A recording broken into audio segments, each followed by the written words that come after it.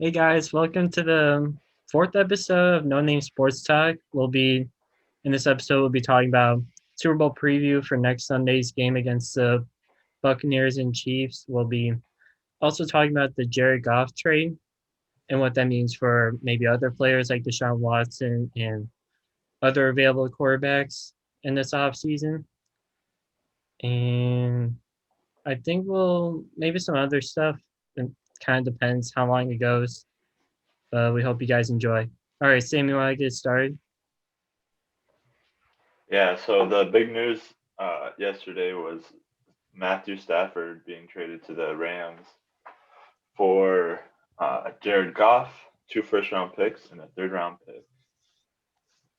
Um, my main takeaways, I was surprised by this. I knew like Stafford was obviously in like trade talks and everything, um, but I didn't know it would come this soon.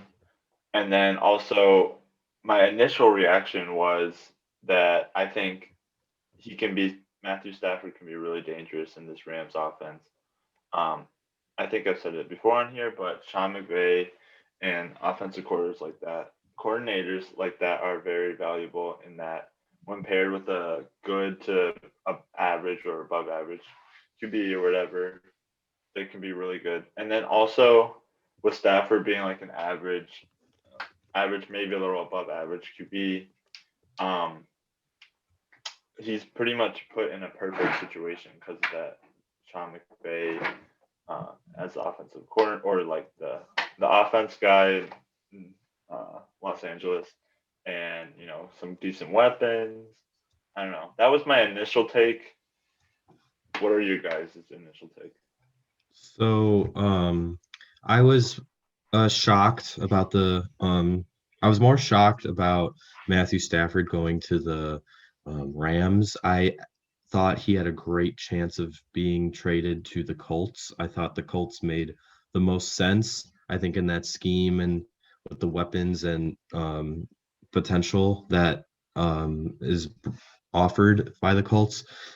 Stafford would have loved that, and they could have made a move for the Colts. But if he goes to the Rams, this is clearly a sign of the Rams trying to win now. I do believe that the reason why they moved on from Jared Goff is because they felt that he was holding Sean McVay's offense down or below what Sean McVay wanted in the potential. So if they believe that Matthew Stafford is the franchise for that offense, sure, go for it and do what you have to do. Now, a lot of people are hating on what the Rams did. They offered two first round picks and a third round pick, right? And Jared Goff to get Matthew Stafford. And the last time the Rams had a first round pick was in 2016. And guess who they drafted? Jared Goff. So now the Rams don't have a first round pick until 2024, which if you say it like that, that sounds really bad because it sounds like they can't get better. However, I think the narrative is they had a really bad trade, but if they win the Super Bowl, and heck, if they even win this multiple Super Bowls, the narrative will change and they'll say, oh, the Rams made a very brilliant call. And honestly, the on the Lions side, they I do agree that they won this trade. I think they got a worse Matthew Stafford in Jared Goff. I think he's not as good as Matthew Stafford. When Sam said that he's average, Matthew Stafford is average to a little above average. I'd actually have to disagree. I think his stats over his time in the league, if you compare it to other quarterbacks, he's up there. And I wouldn't say he's elite, but I'd say he's consistently above average. He was just on a really bad team, and I give him a lot of credit for staying with Detroit. So going back to the trade, if the Rams win, then this looks like a brilliant move. Yes, they lost a bunch of picks, and that could hurt them later on. But I think Matthew Stafford has a chance to be there for a while. I'm guessing we could say at least at max maybe 5. And who knows if he plays longer. It's literally up to however it happens. As far as Jared Goff and the Lions go, I think the Lions will use Jared Goff more as a bridge quarterback. We could see the Lions potentially drafting a quarterback in this draft. I don't know if that'll happen, or in future drafts they'll draft a quarterback, because I know this is a pretty heavy draft, a pretty deep quarterback class in this draft. So there's a lot of talent. We'll see what the Lions do. If they hit on these first round picks, they could be good for a while. They have their future is bright. That's all I'm gonna say. Who anyone else want to add on to that? Yeah. I like the trade. Well, I think it'll equal out for both sides. I mean, I think the Rams got a somewhat of an upgraded quarterback. Jared Goff was a average to below average the past 2 years, and Matthew Stafford's been around average to above average, so like maybe 10th or 12th best quarterback in my opinion, and Jared Goff being like 16th to 18th best like out of 32 quarterbacks. But with the draft capital that they give up, I would say it's fair because of the contract of Jared Goff. It was a 4-year, $160 million deal. It's a pretty big cap hit for the Lions, so they'll be taking that as well, which is why they probably wanted the extra picks with them. But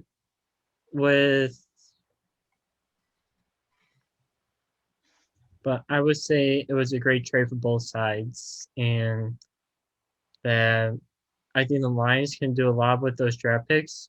They still have the 7th overall pick. I don't know if they don't have a draft pick. They get a draft pick next year, right? Yeah, they would have two Is it the first round because pick they have this year or next year? Let me look into that. I'll get back to you. All right.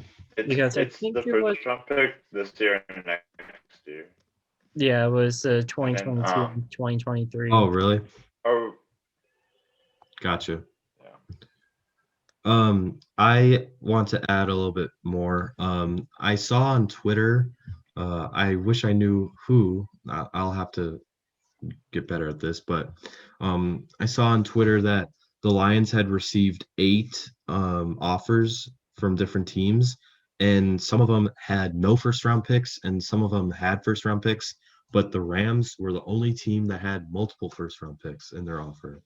And basically that was the best offer you can potentially get. The Lions were like, hell yeah, let's do it. And I'm looking at Michael Silver's Twitter, and he tweeted, I spoke to Jared Goff after he was traded to the Lions. He told me, I'm just excited to be somewhere that I know wants me and appreciates me, end quote.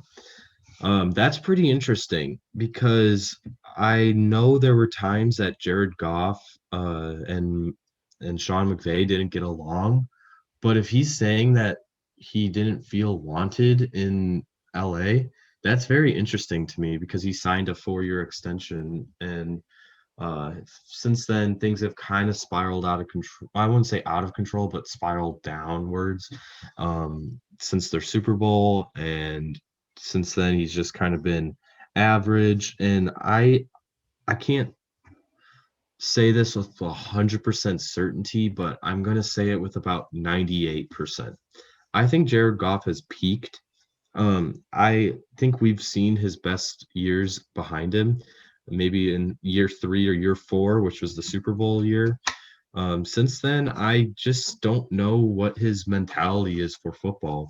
In my opinion, from what I see, it looks like he doesn't really have a drive. You look at Tom Brady, he's 40 plus years old and he's still trying to win as many Super Bowls as he can. He's still got that edge to him when he was a rookie, trying to get every snap, trying to get everything right and pushing and pushing.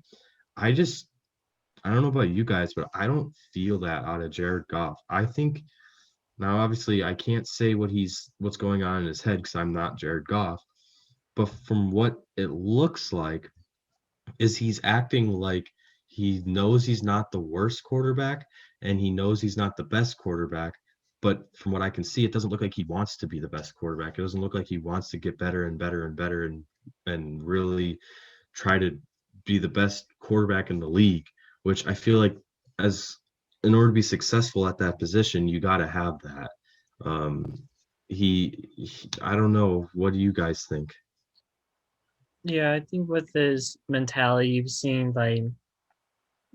him like not being 100% in. It looks like from the GM, we heard that they were, they were very unsure that he was coming back as a Ram after the season, and it just didn't. Sean McVay just didn't see a future with him, and he wanted to get upgrade. He saw Matthew Stafford, and with the connections that both teams had, Brad Holmes being with the Rams for about 18 years, and then becoming a Lions GM, there were connections there. So he wanted to trade away Stafford. They wanted to trade away Jared Goff, and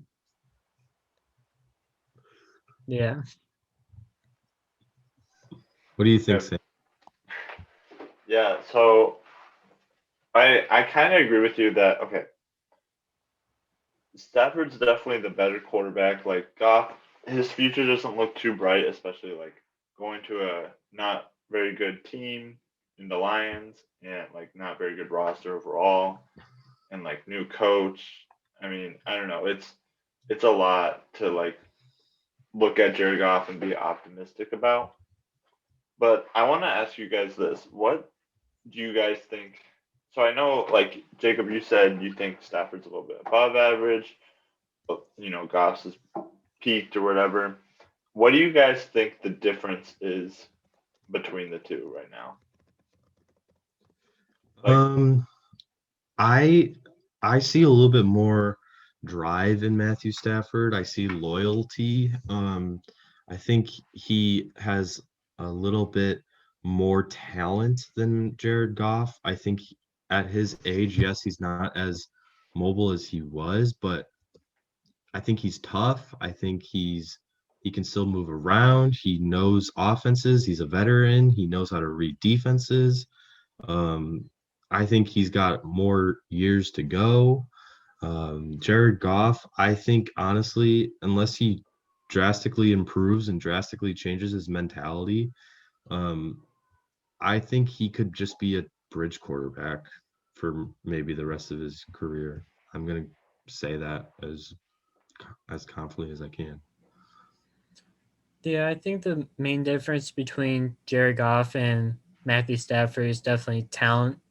Matthew Stafford definitely has a lot more arm talent than Jared Goff, and I think he's a better leader. I think you see that with the Lions, even with such a bad organization as the Lions, that he's really shown his leadership over the past few years, even with them being below 500 and their team always just sucking. I just gotta be honest.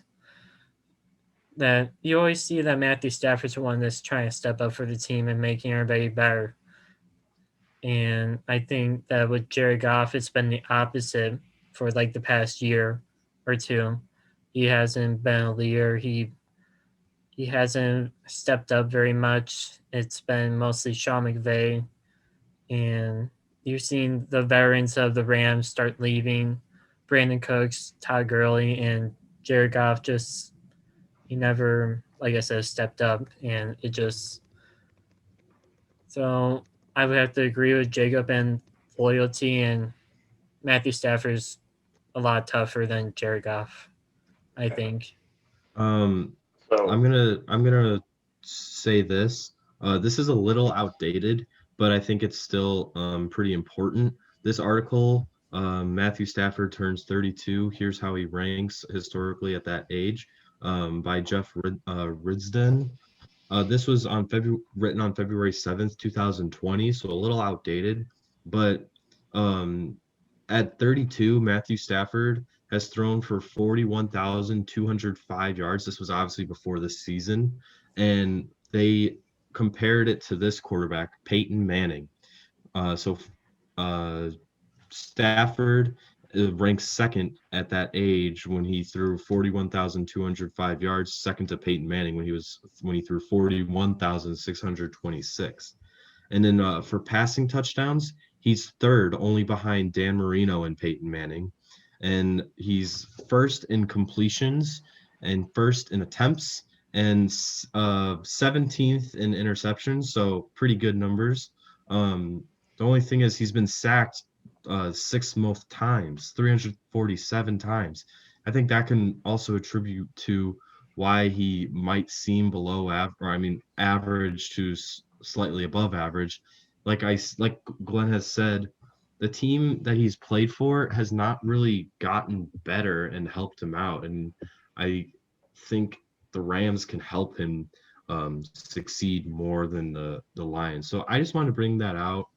Think of it of what you want, but I mean, we can look at Jared Goff, and I'm not saying Jared Goff is a terrible quarterback. He's definitely not the worst quarterback in the league. But I still think Stafford is slightly better. Okay. All right. I'm going to go on a little bit of a tangent right here, like just real quick, and then I'll get back to Stafford. So stats when like passing stats of like yardage, touchdowns, and stuff like that. We're in a day and age where they're throwing the football like no matter like they're throwing the No, I football a lot completely more. understand. I completely understand. And I don't mean to interrupt you, but I completely understand the game has changed to offenses, to help out offenses. But I just believe that he's got more tactics with him that can help him more than what Jared Goff provides. Okay. Uh, and then I'll move on to say that I kind of think Stafford's overrated. So I know in the beginning I said like I was all optimistic, like that was my initial reaction and everything for the Rams and everything. But the more I looked at it, I kind of hate this trade for the Rams. The Rams, so Stafford, I still believe Stafford's been average to above average. I don't think that's an awful thing to say because I think above average, like there's people who are consistently above average. Okay, I'm of course blanking on like names, but like Russell Wilson, of course, he's consistently above average. I think Stafford, there's like about half his years he's like average, half his years he's a little bit above average. That's just like okay, it's something I'm saying. Anyways, the difference between Stafford and Goff, I do think there is a difference, but do I think it's two first round picks and a third round pick? No, I do not think that's the difference between them. And I understand like you need to have a great QB in this league to win, and like if Stafford is great and everything, that would help out the Rams so much because there's so many other good things on that team. But Stafford's kind of inconsistent in the way like he can do very Mahomesian like things and like do no look passes and like he has a huge arm, but he also can. One of the things that makes Mahomes so great is he doesn't do the bad things of throwing it right to linebackers and just having the bad plays too. Mahomes has so much fewer of the bad plays that he's like a great QB, and then that's why I don't think Stafford's a great QB. But also, the Rams, they haven't had a first round. Okay, in 2015 they drafted Todd Gurley. 2016 they drafted Jared Goff, and then they're not going to have since then their next draft pick will be in 2024. That's basically like 10 years of draft picks, first round draft picks that are like kind of just gone. What do you mean 7? 2014 to 2024? They haven't had a first round pick since Jared Goff in 2016. So Yeah, they got a but first round pick in 20 like so I'm 2024, saying 7 years. I understand that, but I'm saying that Todd Gurley and Jared Goff didn't work out.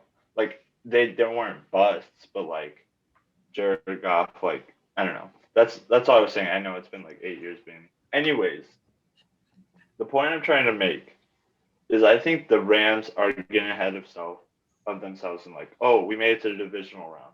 Did a lot of people think they were going to make it to the divisional round this year? No, no, I mean, with I that don't think defense so. potentially.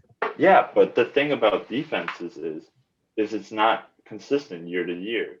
Defenses, you can every single year there's always one defense that does great and then regresses. Maybe not a ton, but regresses for sure. 2018 Bears, 2017 Jags, 2019 can't remember who, but 20 sorry, but Broncos? 2020 Maybe I Broncos. think it's I think it's going to be the Rams because not necessarily the players are bad. I just think it's so hard to sustain success on defense in the NFL year to year. Think it's possible, but it's hard, especially at the level the Rams are doing it. Right. So the Rams are banking on Stafford playing his very best, which I think they can get out of him with that offense and everything and situation. But they're I just don't know what Stafford's ceiling actually is in that offense, and if they, I don't know if they'll win a Super Bowl. To be frank, I don't think they will. So, I know we've been talking about this a lot. I'm just going to make a very quick counter argument um, as to the reasons why he's been what you consider inconsistent. I think that attributes to the lack of talent that the Lions have provided him with, and therefore it has hurt him over the years.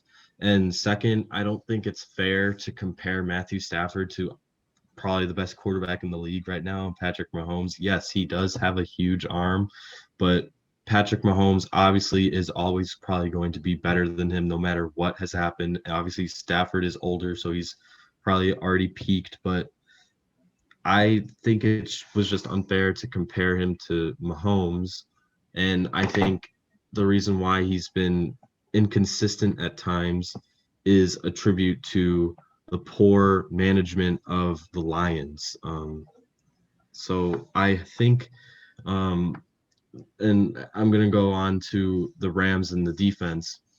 Um, I don't know, but I am almost positive that the Rams are keeping basically most of their starters on defense. And um, yes, the defensive coordinator just moved on. Isn't he the head coach of the Chargers? Yeah, Yeah, he's the head coach of the Brandon Chargers. Staley. hmm So you can definitely question if the Rams will sustain success on defense with a new coordinator, but sometimes it's if the scheme is similar, players will just play and their talent enough can probably guide them through a couple wins. And like you said, they need Stafford to play well, which I think is very important. I think he's got more talent around him than what he had in Detroit, and my prediction is he'll have more success than what he had in Detroit. Yeah, Okay, I'm sorry. I go just ahead. Go ahead. put my counterpoint to Sam as well. In expected points added by they had Jared Goff at the 20th best quarterback in the past 3 seasons. And with Matthew Stafford, they had him as the 12th best quarterback and expected points added in their models. So I think that the comparison between um, Jared Goff and Matthew Stafford, I think Matthew Stafford is better than him, comparing him in his past 3 seasons. But I don't think the comparison to Patrick Mahomes is very fair to him. I don't think there aren't there aren't athletes like Patrick Mahomes. I just gotta be honest. Maybe Kyler Murray, but I wouldn't put Matthew Stafford in that same category, at least at his age right now. But with the defense, I don't know if they're gonna really regress. They could. It could happen. It happens to the best defenses, but with the pieces that they have on there, Aaron Donald and Jalen Ramsey, they just and let's see, John Johnson as safety. I can't remember who they have as their other safety, but they have a very solid group that'll be there next year. It'll be the same personnel pretty much, and maybe a few other players missing from like off season stuff. But I don't see like a huge regression. Maybe out of the top five. I'll say maybe out of the top five, but that's like at a maximum. But I still see them being a great defense next year. Okay, I know we need to move on, but also one final point I forgot to make.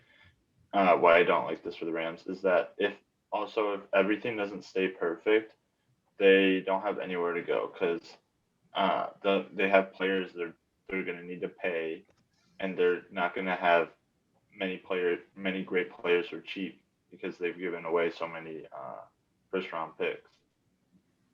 Yeah, That's that's okay. that's definitely important. All right, you can move on. Wait. Can we move on to? I know we've been talking about this trade for a lot, but I want to move on real quick to the Deshaun Watson, like what this means for Deshaun Watson. Oh yeah. Can I start off? Is that okay? Yeah, yeah. Okay. So I saw this on Twitter. I can't remember by who, but I thought they made a really good point. They said, so a lot of people think like, okay, well, if this is what Stafford's value is, imagine what Watson's value will be, which makes sense and everything. And I think, as in the NFL as a whole, we'll see it that way. But this person said, um, Stafford, the deal for Stafford, the Lions got pretty much all they could for Stafford. Like that was like best case scenario for the Lions, or pretty close to it. Now, like, does that make the Texans are now able to get more from Watson than they would have before? Than in an average situation. Do you get what I'm trying to say? Yeah. I'm gonna quickly add on, and then you can continue. I think what you might be trying to say is, if a team is willing to bite that much on Matthew Stafford, which what we have already established as an average to an above average player, just imagine how much a team will bite for an elite quarterback. I can't, again, not going to make any outlandish predictions and say it with 100% confidence, but I could see a team maybe giving up 3 first-round picks or even 4, because if a team is biting that hard for Matthew Stafford, it only makes sense that the Texans would want to say, all right, that's his value. That's how much a team thought Matthew Stafford's value is. Let's see how much another team can, if we raise our stakes, if a team will bite that, which makes perfect sense if you're a Texan member, a Texan staff member, or a Texans organization. So continue if you want, Sam. Yeah, I mean that was exactly what I was trying to say, and like, so, and then one other thing I want to make about this is that, so I'm a Panthers fan, and I saw reports that the Panthers were trying to go after Stafford, which I was not happy about because, like I said, I think he's like average to above average, and I don't think that can carry a team as much as an elite quarterback. But I honestly, I don't know, like pretty much if we get Watson, I know it's not likely or whatever, but like if the Panthers traded like a ton or any team traded like a ton, I don't know if I would necessarily hate it because Watson, an elite quarterback like that can can hide so many other problems on a roster and pretty much can bring you into Super Bowl contention almost every year. I get what you're saying. And if you're a good organization, and if you have that elite quarterback, if you're a good organization, you can fix those holes and kind of almost do it subtly because people will be unaware of what the problems are. And if you can fix those holes, then you have holes that are filled, and you can fix other holes while still being in contention. So we're just gonna have to see what happens with the Houston Texans. I'm gonna add on a little bit. It's gonna be on a different track to it, but the Houston Texans have stated, Nick Caserio actually has stated that he does not want to trade Deshaun Watson. I kind of believe that he's bluffing, because Deshaun Watson he has leverage. I can see him sitting out and taking fines and demanding a trade that way. What do you guys think? Do you guys think he could sit out and wait till he gets traded? I think Deshaun Watson would have to pull like a James Harden. he would have to look like he gained weight. I mean, you saw like when he was with the Rockets at the beginning of the season, he looked like he gained like 15 to 20 pounds. He just looked like he didn't care about the team or anything. I think Deshaun Watson would have to put that much effort to get Casario to trade him away. And I think Deshaun it'd be Watson pretty funny to gains watch. weight. But Yeah, I don't think he's gonna do that, but I think he can definitely demand not to play if he until he wants gets to get traded. traded immediately, I think what he could sit out if like the relationship is so damaged at that point or whatever. But I think if he's still on the team where it's training camp and everything, I think the relationship will be repaired by then. I think because like if the Texans were to get rid of Watson, I think they should do it pretty soon because like as soon as you get rid of Watson and like you gather these assets, like especially so say you get like a first round pick for the draft, you can start this year instead of having to wait another year. I mean, like maybe if they want to tank next year, but like I I feel like it makes sense to trade Watson now because then you have like so many more. You can start Right. faster trying to rebuild your team.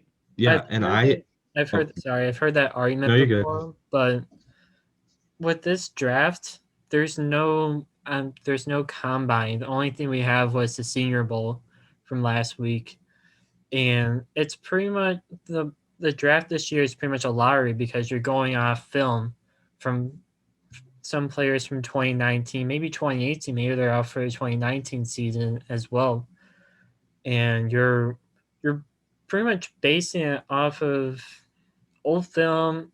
It's 50-50. You're just pulling a lottery ticket, like I said, but it this year's draft, I don't really see that much value in the draft picks as much as next year because next year, fingers crossed, we'll have a combine next year and maybe like an actual Senior Bowl, like with a Well, bigger crowd, um, like there more value with those draft picks in the future.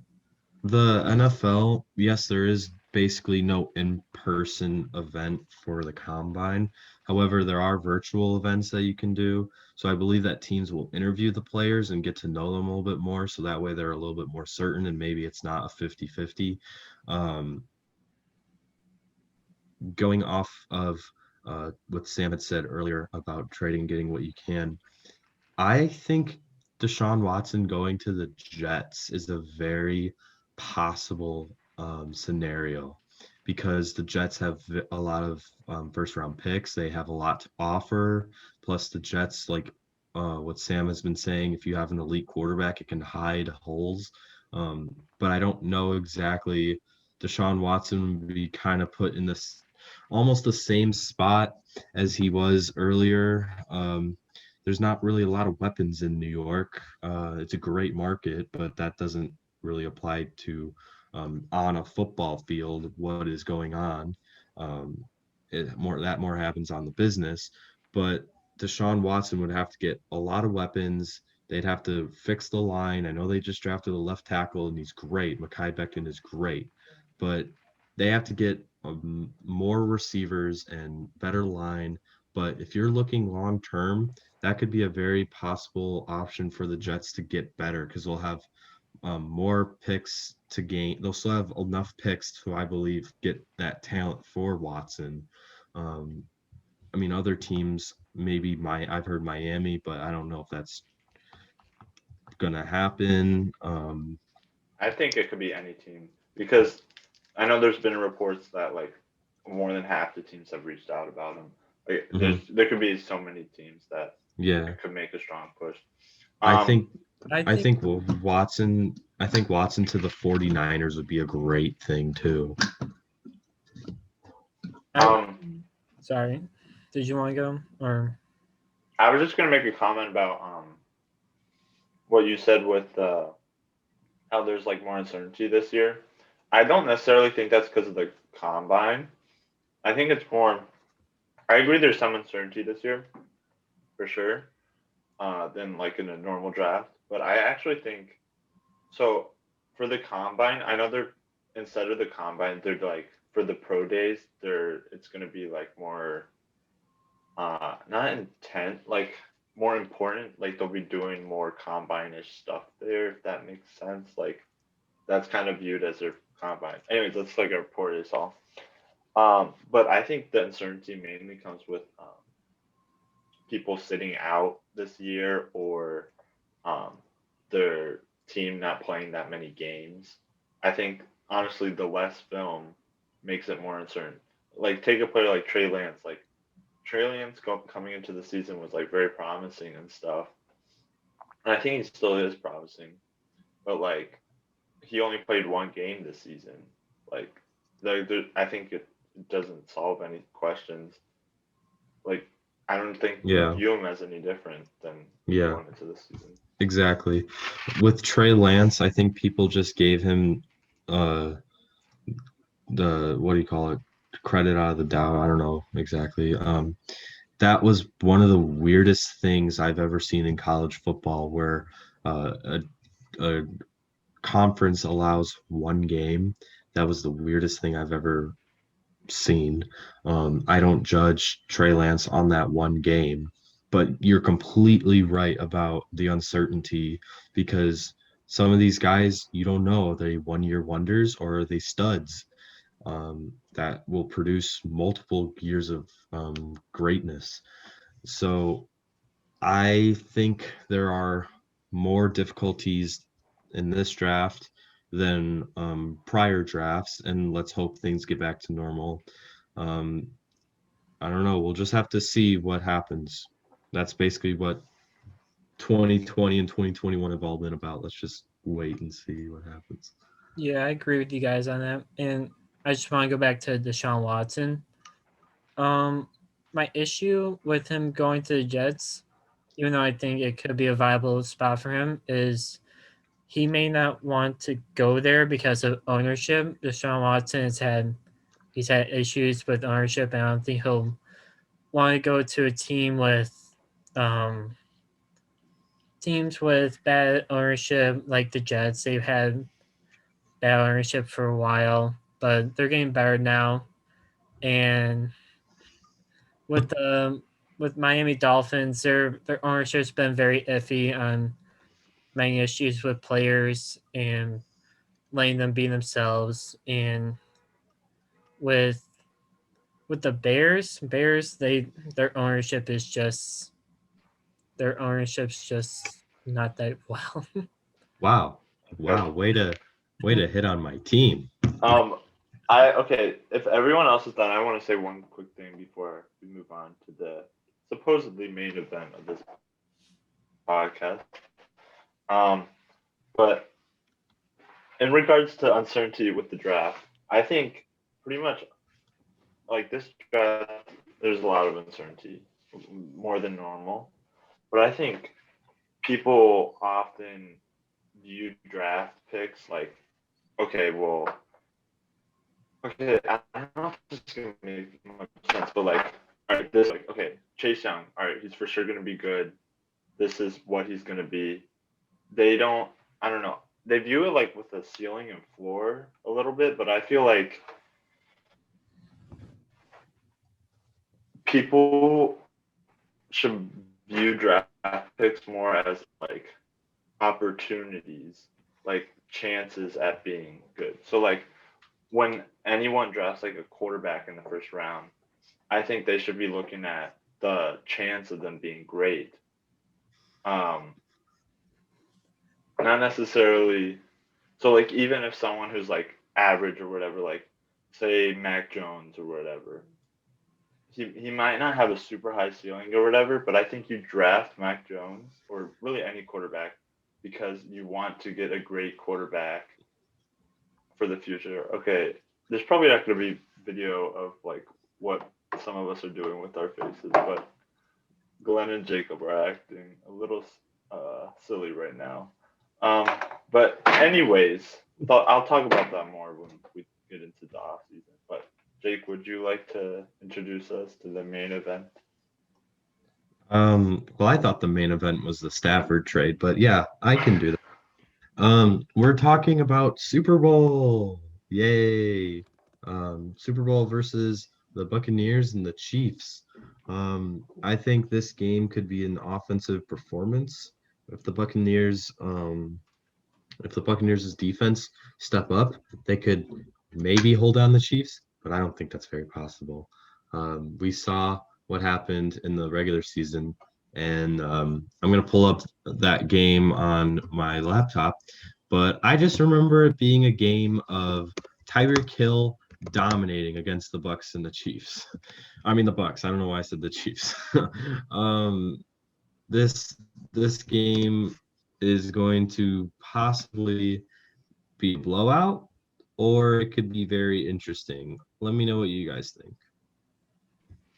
Yeah, I don't think it's likely it's going to be a blowout. I mean, I don't know. I think it's going to be a shoot. I hope it's a shootout. I want to see both these teams have good offenses. I want to see that. I think people are putting a little. I know I this was like a week ago. What people were talking about, like a little too much stock in the Bucks defense. Um, I think it's a decent defense and everything. It's just I think the Chiefs won't really have that big of a problem. I know they're missing some offensive linemen or some of them are injured, but honestly, like so Here, the line for I can tell you what happened. So the game looked a lot closer at the end than what was actually happening. The Chiefs won 27-24, but in the first quarter they were up 17-0. Patrick Mahomes had 462 yards and 3 touchdowns. Tyreek Hill had 13 catches for 269 yards and 3 touchdowns. He made me win my fantasy matchup that week, so that was thank you very much. Um, but I just remember Tyreek Hill not being able to get covered at all. I think the Bucks have to have a lot of safety help on Tyreek Hill because he can run. I'm looking at Tom Brady's stats. He had 345 passing yards, 3 touchdowns, and 2 picks. Ronald Jones had 9 carries for 66 yards. I remember this game kind of as a game that the Bucks got behind and just couldn't figure out how to get ahead, and then they were just getting decimated on defense. So I'm hoping the game is just entertaining. That's all I want to say. I just really hope it's an entertaining game. I do see the Chiefs winning though. um yeah, what I was gonna say is the spread for the for the game is Chiefs like -3.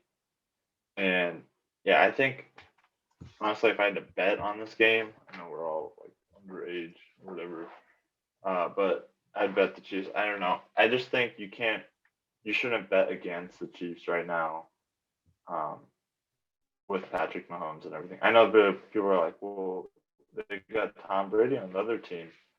Yeah, but right now, Mahomes is better. I mean, Tom Brady's still pretty dang good, but Mahomes is just better, and I'm taking the better quarterback and coach. I agree. What about you, Glenn? So with this, with the matchup between the Chiefs and the Buccaneers, it's between the quarterbacks. You have the GOAT versus the kid. And if anybody doesn't know, a baby goat is called a kid. So it's the greatest of all time versus probably like another one of the greatest of all time. And where I'm coming from. But with the teams, I would have to. So for my, what I always do for the Super Bowl is I never pick the team that I usually pick because I've always had this superstition that the team that I usually pick um, loses. That's what's happened every other time I've picked which team to win in the Super Bowl. So for this year, last year I picked the 49ers over the Chiefs, even though I was rooting for the Chiefs. And this year, I'm rooting for I'm going for I think the Buccaneers will win, but I'm rooting for the Chiefs again. I think the Buccaneers are a very well-rounded team. I think with their front seven, you have Dominican Sue. Their linebackers are all studs.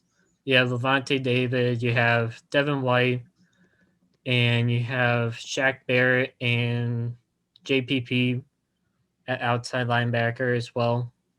And then they're we're having some connection issues.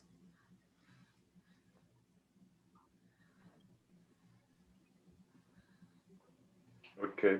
I don't think we are. You guys are freezing up on my screen. Yeah, I'm all right. But we're fine. Okay. We're good. It might be yours. You good? Yeah, I think so. All right. Probably give me a lot. Okay. Yeah. Just continue talking. Okay. I mean, we can take over now. Okay. Yeah. Yeah, Sam, take over. Yeah. I get what you're saying. The Bucks are probably the more well-rounded team, but like last year the 49ers were the more well-rounded team, but the Chiefs. I don't know. I just don't. Chiefs are just so. I don't know. I don't want to bet against the Chiefs. I guess I said that already, but I want to reiterate this that I'm rooting for the Chiefs, but I picked the Buccaneers. I understand that. I understand you're rooting for the Chiefs, but okay. Oh, you picked the Buccaneers because you think the Chiefs are gonna win. Yeah, because he says that That's the stupid. team that he picks always ends up losing. So therefore he's going against his wishes, so he's right. That sounds like Glenn logic to me. Yeah. Okay. All right. Any more thoughts on this game? What do you think she made the best? No, I'm all right. What do you think she made the best Super Bowl commercial? I have no idea. Something with car insurance. Like Geico or something. I always Yes, like I the know avocado Geico, commercial, State or like Farm. Well, the. I was asking if it was.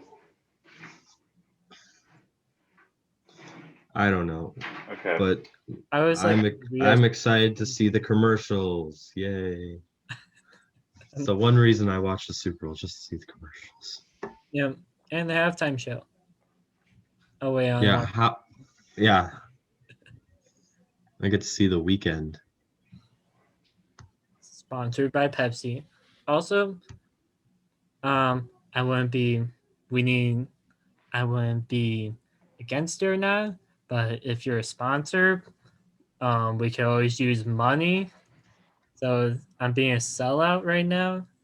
Pepsi. But I don't think that's how you reach out to sponsors. Don't be like, hey, if you want to be a sponsor for our 15 viewers or 15 views of video or whatever, it's a lot of people. I know 15. It can fill a whole room. 15 more customers. Yeah, But yes, maybe later. desperate. I mean, We're poor sure. college students. We need money. I'm sorry, but I don't want to be associated with we. I'm just want to work my way and get the money. I don't want to say, "Oh, I'm poor, give me money." Oh God. I mean, I don't care. I'll take money. I don't care if I'm called myself poor. I'm just going with the type. Okay, we're getting off track, but that's okay. Yeah, It's okay. We're just having a conversation. I don't know what that was, but all right, Glenn. Glenn, you want to take us out, Glenn? You guys are all like, Do the outro, Glenn. Can you hear us? All right, I'll take us Glenn. out. Okay. Well, Thank you for listening to us. I know we got off track, but thank you for listening to us. Like, comment, and subscribe. Have a good night, everyone.